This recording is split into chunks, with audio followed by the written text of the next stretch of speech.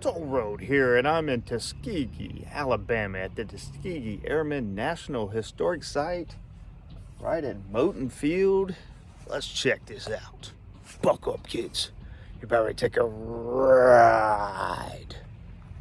on the toll road. This represents where the guardhouse was entering Moton Field back during World War II. Just past where the guardhouse was is the historic gates.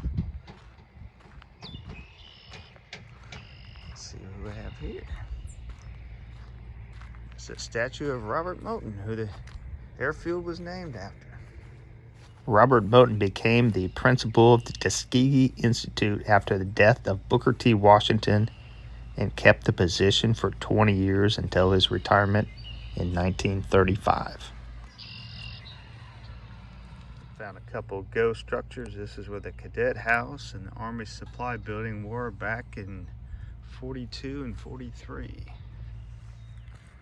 Around. They said one plane for 10 people. 10 deaths, so they had 9. Current hours, orientation room.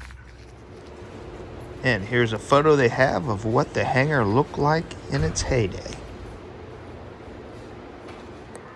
The Tuskegee Airmen were a group of pilots and their support staff that trained near Tuskegee, Alabama, and went on in World War II to disprove the myth that African Americans couldn't be great pilots.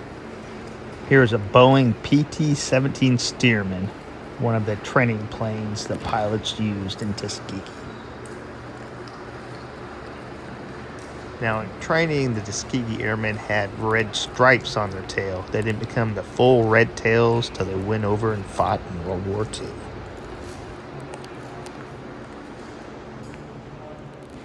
Now, I like this bisected wing they have here that shows you what's inside underneath the cloth there.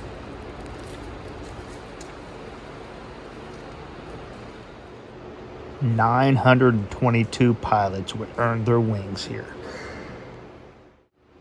At Moton Field, there were 3 teams of 10 mechanics and technicians who would conduct maintenance and repairs on the planes. Look at the Continental R670, which had 225 horsepower, would power the PT-17 up to 124 miles per hour. This is what they call a link simulator. A lot of the pilots had never even been in a plane before, so to kind of get them used to that and at least know what the cockpit felt like without, crashing. This is what they do. Press these buttons, they'll give you a little bit of it. Some of the cadets at Moton Field had never flown an airplane before coming to the program. Wing flaps, wing flaps, your landing gear. Charles McGee, Where that would have been. the experience. It's a parachute folding table. Packing your chute, very important skill set. Here, actually let you try to fold them yourself. Let me give it a try.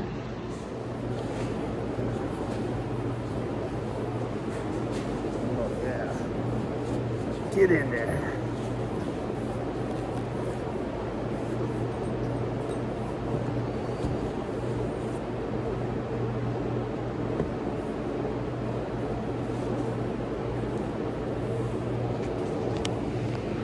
That's what I call a perfectly packed chute.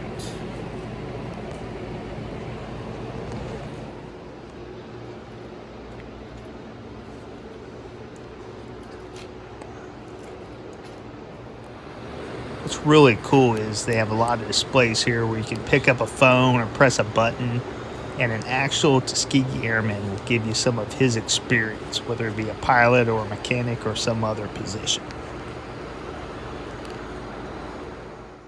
There are also doors on the side of the first hangar where you can enter in and see some of the inner workings of the office, the war rooms, and things of that nature, the behind-the-scenes things.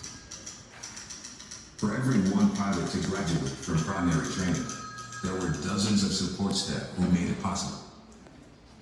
Someone had to file a report to the Army, update personnel records, take care of payroll, and see to the hundreds of other details related to maintaining a busy training site during wartime. Cadets and graduates from primary training moved to nearby Tuskegee Airmen, and there was an ongoing need for coordination between them.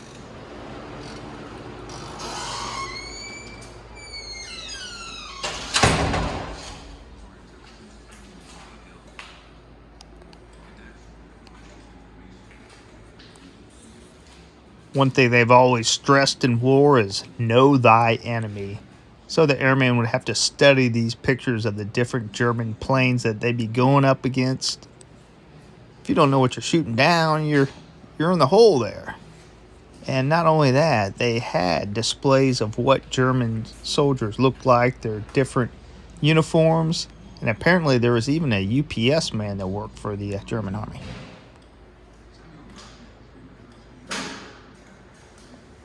Another trainer they had was the Piper J3 Cub. And it was in a plane like this that First Lady Eleanor Roosevelt was given a ride by C. Alfred Chief Anderson.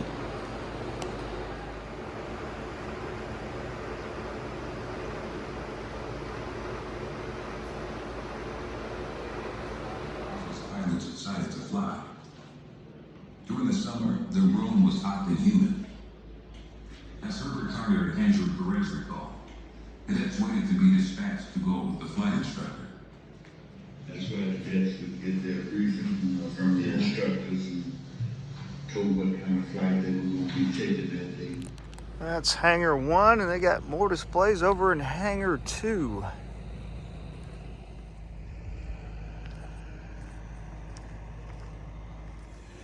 They stress the double V here, the double victory.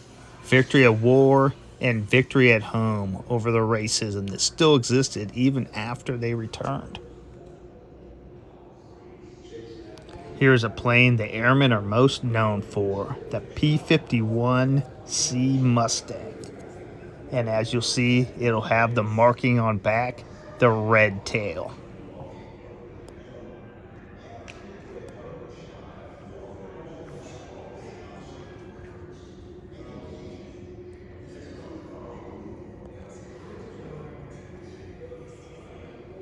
Here's a list of some of the impressive targets taken down by the Red Tails. Includes, of course, planes, trains, a destroyer, and, even some horse-drawn vehicles.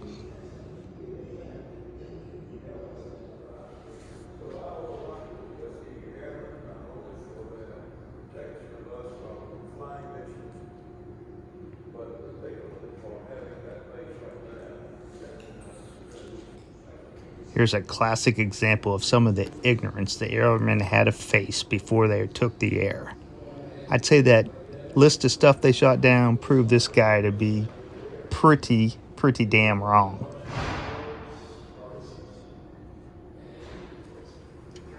Give way, continue circling.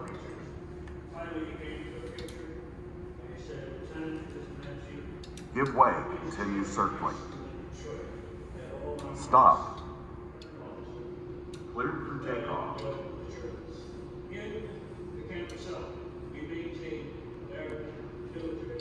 Cleared to land.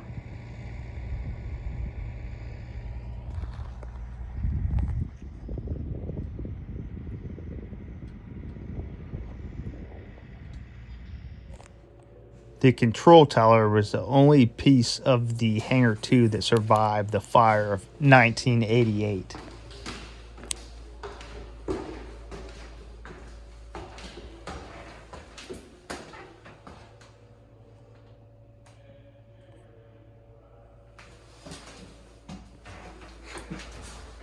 Do without wasp. Up to the second level, and they got this little window here, and apparently they put parachutes for hung in this closet to dry. So they stored them tightly packed. Moisture in the air caused mold and mildew, and you don't want mold and mildew on your parachute. That's not good. And that would weaken the silk. So parachute riggers then folded dried parachutes on long tables, like you saw me doing very professionally in Hangar 1 earlier. Reach the top of the control tower. It's a good view of Moton Field. few little biplanes out there now. Over this way, you can get a good overlook of hangar 2 and then hangar 1 there.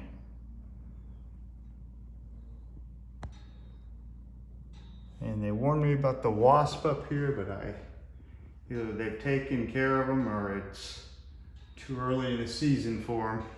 Pretty good views up here though. Get all the surrounding areas. Unfortunately, the door is locked. I would have liked to get outside.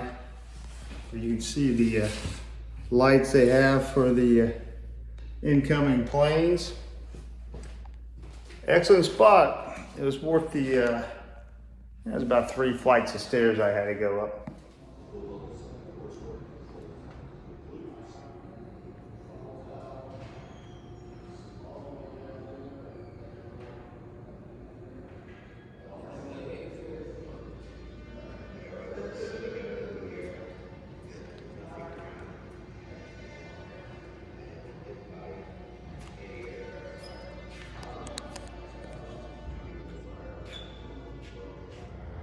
The museum is free to visit, but I do recommend leaving a donation or at least making a purchase in their gift shop.